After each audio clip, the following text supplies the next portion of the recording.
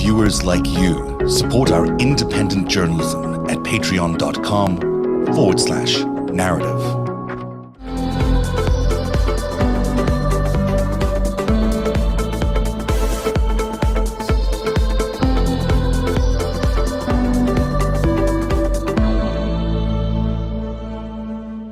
Hello, everybody. Welcome to Narrative Live.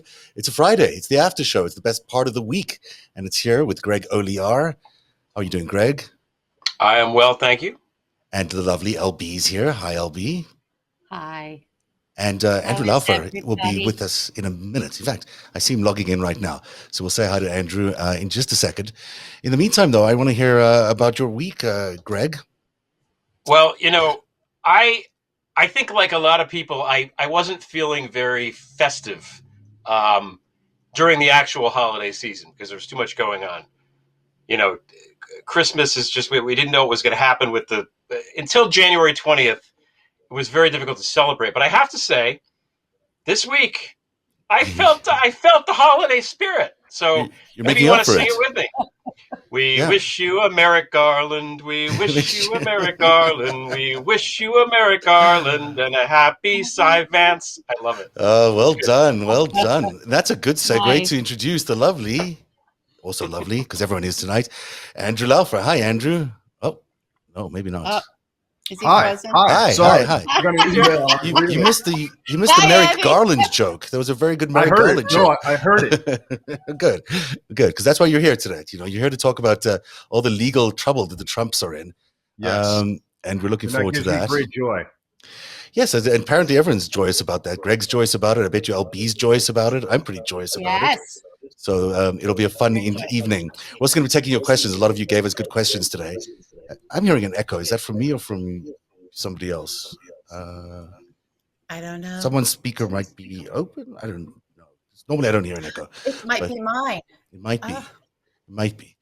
So CPAC is going on. This is this wonderful tribute to conservatism, but it's not really. This year it's sort of a festival of Trump, all things Trump. And that's started to take place in outside of DC. It'll be interesting as we talk about, is it a DC? Sorry, it's in Orlando, Florida. Should remember that because Ted Cruz's terrible joke. We'll be talking a little bit more about CPAC later on. But the big news of the day has to be around the MBS CIA release, the big announcement that MBS did kill or did order the operation that landed up killing Jamal Khashoggi. Now, we all knew this, right? We all knew this, so that's not that exciting, but it's still interesting because behind the scenes, for those people who like this kind of diplomatic jiu-jitsu, the Biden administration is doing a pretty bang-up job, I think, in playing the Saudis and the Israelis and the Iranians against each other in a brilliant move. So I'll talk a little bit more about that, but you also wanted to talk about the Khashoggi report, LB. That was your story of the week. I did. Yeah, I think there's a couple things in that for me.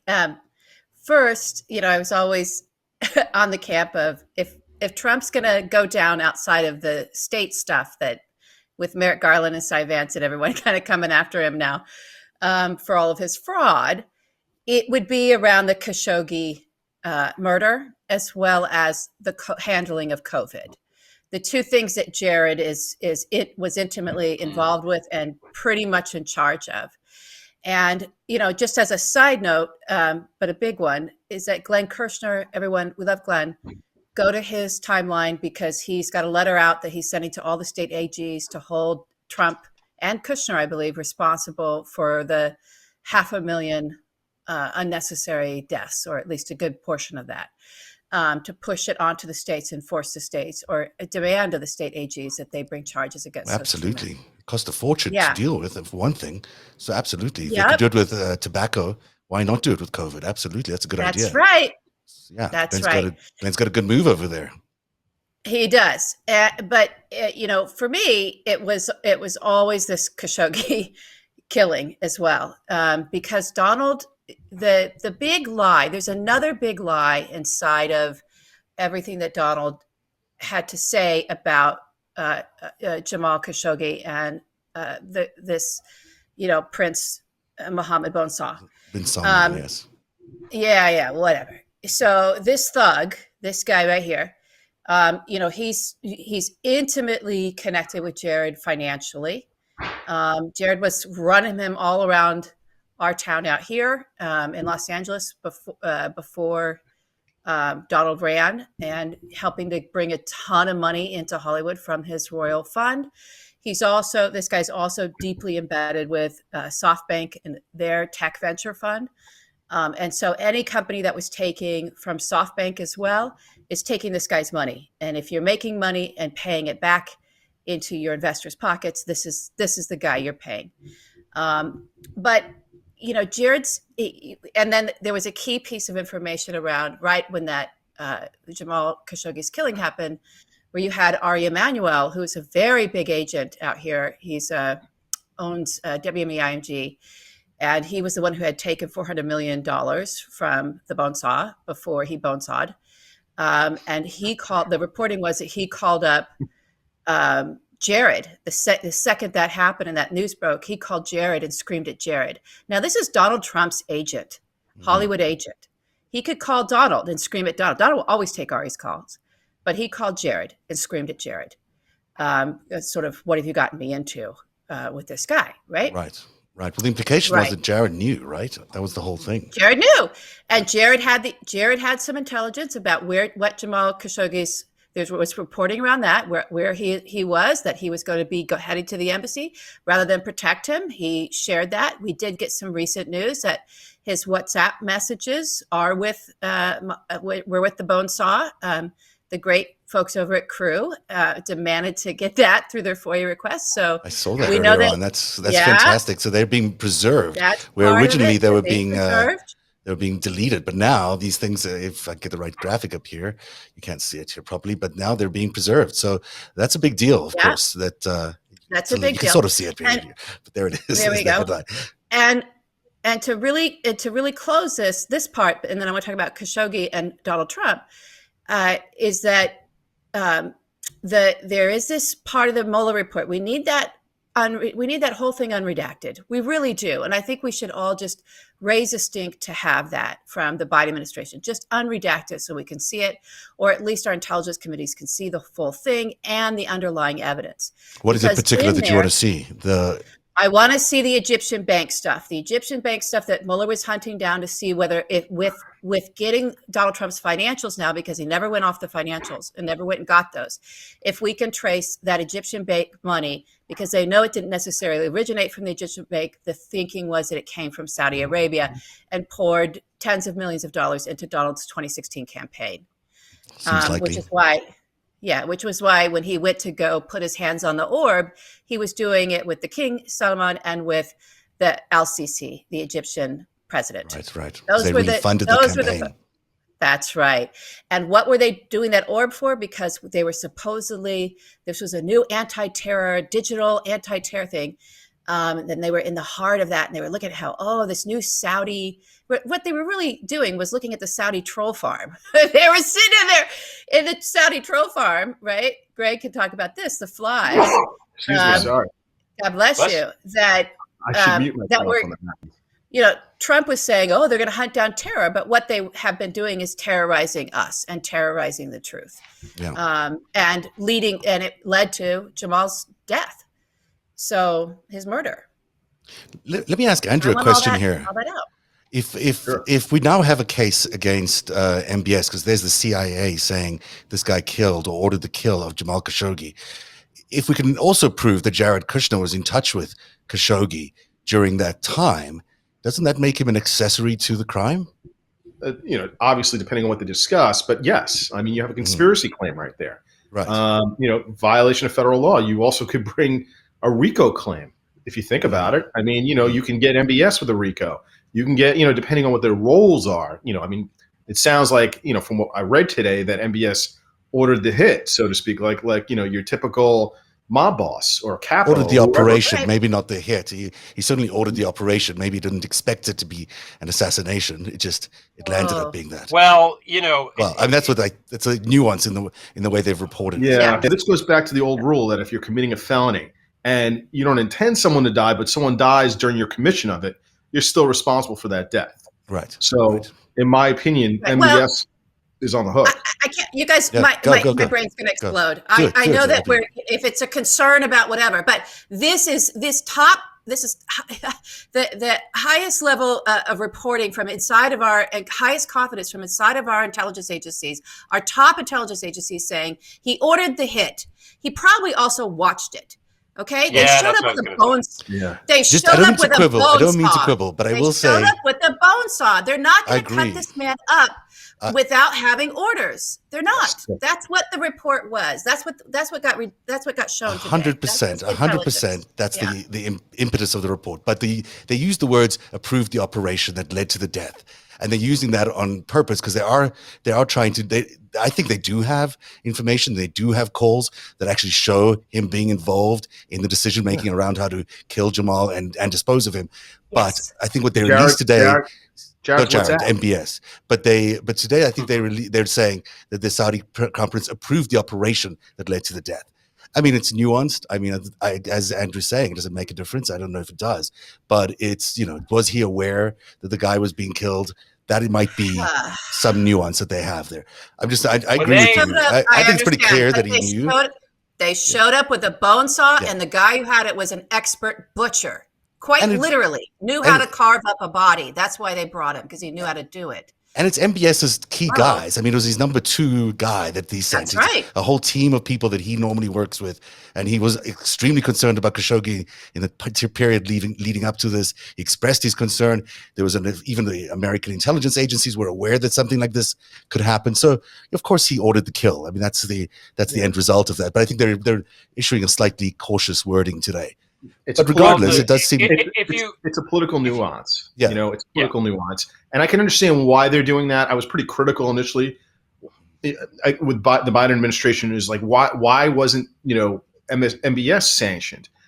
It makes a little bit more sense now. From a geopolitical standpoint.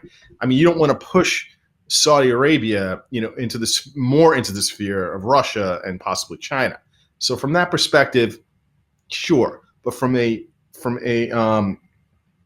legal perspective, law enforcement if he was just an American or we were able to get our hands on him from a normal perspective, we got him from a legal perspective, I should say. I'm sorry, we have him dead to right as far as charges are concerned. Yeah, and Kushner as well potentially if we can prove that there's involvement. That's why I mentioned the WhatsApp. I want to know what's on Kushner's WhatsApp with right. MBS. Me too. Well, apparently it's going to be interesting because you have to. Kushner and MBS have a long relationship that goes back for a while. They were plotting, and Kushner went there 1 October, and they sat up all night talking about this and that. And Kushner there was one single source report in The Intercept that said that Kushner gave MBS information on which members of the royal family were against him. And right after Kushner left, there was the big purge of the royal family. One of the guys that got rolled up in it and they seized all his money was the guy that was an investor in Fox News. I can't remember his name.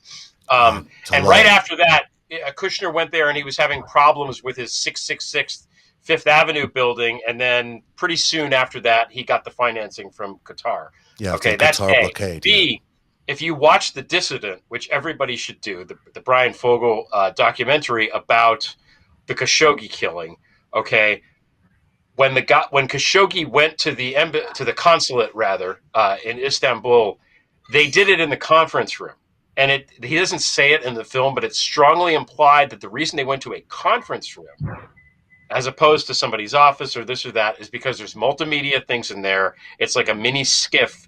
And they did have the capability to broadcast it. So if MBS were inclined to watch them kill this guy, he absolutely, positively could have. And one key takeaway from that movie is that MBS has really, really thin skin. He does not like anybody saying anything bad about him. He couldn't handle that anybody was critical of him at all because he's so thin-skinned and psychotic. That was the response that this guy did, right? So imagine everybody's afraid of him because of the money and they don't want to talk about it. But if you watch that film and look at the response to the film, which was all the streaming services ran away from it, you got to pay $20 to watch it on Amazon Prime, right? It's not on any of the streaming services. Right, exactly. So they're making it hard. And by they, I mean MBS, let's be clear. Somebody's rattling sabers to make this thing harder to watch. That's right. Okay. You know what's and gee, I wonder who. must be him. You know what I find Yeah. really interesting? If he's got such a thin skin, that is correct. And so imagine how it felt for him. And I'd love to imagine what it feels like for him, because it was an ultimate shaming point for him when Biden said he would only deal with his father. When he said he will not talk to this guy as the leader of Saudi Arabia. And that's the ultimate insult. right. The ultimate insult for this guy. I am not talking to you. You're a murderer. I'm going to talk to your dad. So now, and what does he tell dad? Secretary of Defense won't Yeah. speak to him either. Well, Secretary, Yeah. I think they, as Secretary of Defense, they might have had because he's also the Secretary of Defense. They might have had a little conversation. I'm not sure about that. Maybe I saw some reporting that we weren't keen on doing that anymore either, right? Because of what Pompeo was the other person aside next to Jared Kushner that was just crawling up in that guy's robes every time he had a chance. He was feeling up his robes. Okay. But let me go back. Here. I just want to finish up here. Hang on, LB. I want to go back here. So you've got, Biden calling up and saying to Salman, there's absolutely no ways I am dealing with your son. Now, that's a real problem for the relationship going forward. You can't have Saudi Arabia and the United States presidents or leaders talking to each other. It's just not a feasible thing. It basically is telling Salman that he's got to get rid of his son. I'm going to release a report tomorrow about how your son is a cold-blooded murderer. And you can decide what you want to do with him afterwards. I'm not going to sanction this guy. I'm just going to issue the report about him being a cold-blooded murderer. And then you decide whether you want to keep him on as your crown prince, because I'm having nothing to do with him. And I'll turn Saudi Arabia into, quote, the pariah of the world. And that's why I think Biden has been remarkable this week in terms of executing this foreign policy and diplomatically. He said when he addressed the State Department that he'll do this as diplomacy first, and he's done an incredible job of showing us what diplomacy can do. It's a little bit of a threat, a little bit of a carrot, and they'll say he blows up something in Syria today to make sure everyone knows that, hey, we still have a military presence there. All of this is very coordinated and very carefully executed. And he's done it so quietly. I mean, it is in the news, but while we're spending all the time talking about Marjorie Taylor Greene and whomever, he's out there sorting out the Middle East quietly and efficiently and figuring things out. And I would be shocked if this time next year, or even in 6 months from now, if MBS is still the crown prince of Saudi Arabia. I would be really surprised if he's around. I want to say one more thing on all of this is that leaning into that thin skin thing. About MBS is that the other person who has incredibly thin skin is our former president.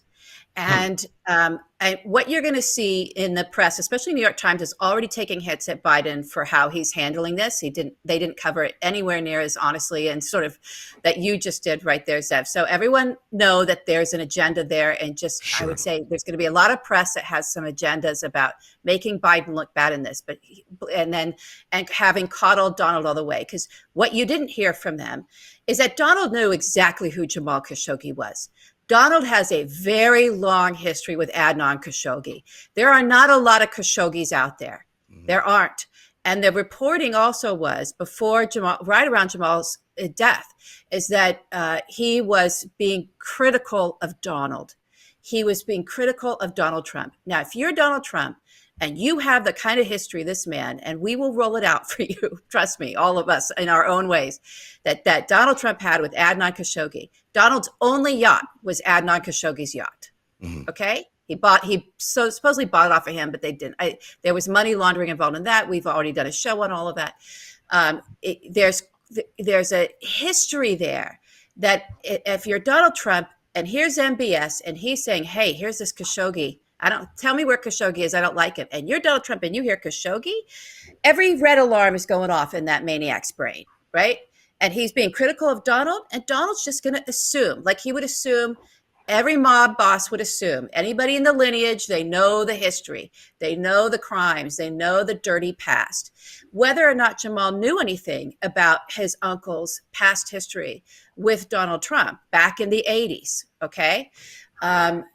Is irrelevant to Donald's brain, because in his brain, all that's going is, there's a Khashoggi. There's a Khashoggi, and he's a journalist, and he's at Washington Post, and he's going to write something about me. Oh my God!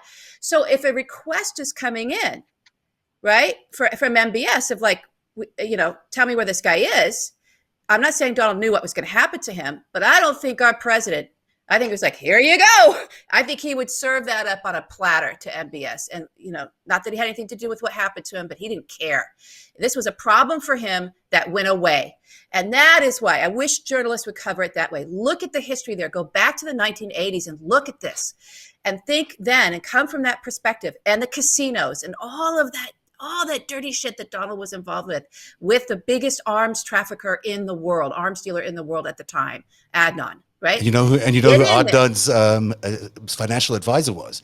Jeffrey Epstein. In fact, Jeffrey Epstein was running the money for Adnan Khashoggi in the United States. Yes, he was. And also was very close to MBS. So I'm sure Jamal knew a thing or two about his uncle's business, and maybe knew a thing or two about his uncle's business with Jeffrey Epstein, who was also in business with Donald Trump. I mean, there's a pretty extensive history there, which needs to be looked into. And I think so far, we're the only people who've done it, is narrative. We're the only people who've covered the story. But that is the crux of what we're dealing with here. And it's decades old, feud between these different families. And that's where we are today. So I'm sure the Epstein thing has something to do with it too. That's why Donald lied. That's why Donald lied for MBS and said, well, it was rogue. He didn't know. He didn't have anything to do with it. He knew damn well what went down. He had the same intelligence that we all just read. Mm-hmm. Yeah. Right? He had the intelligence. He knew what happened. It could have been a 400-pound guy living in his mother's basement. We don't know. We don't know. Could have been China. Could have been Hunter Biden with a laptop. We don't know. Could have been anyone. We don't know. He's on tape. Trump is on tape with Woodward saying, I saved MBS's ass. Yeah, right. They does say that. Yeah, that seems relevant today. That's the thing. True. Like, Biden is very careful, or the intelligence services are careful in the wording of that report, but you combine that report with that reporting by Woodward, and it's pretty hard to not arrive at a basic conclusion. And the timing is so delicious. Any newspaper that doesn't arrive at that conclusion you should just cancel the subscription to, honestly. And the timing is so... This is not hard to figure out. No, it's not. And the timing is amazing because Donald Trump is meant to be announcing tomorrow that he's running for 2024, but he's sort of withdrawn that now. He's not making as firm a statement about that. He knows that there's a potential murder charge dangling over him, and his son-in-law. And that's really what Biden has. Well, it's another reason Biden has been out there doing this diplomacy. So we'll see what happens this week at CPAC. I should say one other thing about MBS here. I'll leave it for a little bit later on. We should talk about some other things that happened this week. And, Andrew, we invited you to come on to talk a little bit about the legal woes of the Trumps. I should mention before we leave, Jared, completely, that his building may be about to be foreclosed in New York City. So there's the New York Times building, which features a lot in the history of the Kushners and Deutsche Bank and what have you. And this building is about to be foreclosed. Apparently he can't pay it. It's not worth anything that he paid for it. And he might lose that prized bit of real estate. All sad about that. Narrative is funded by viewers like you. Support our independent journalism at patreon.com/narrative.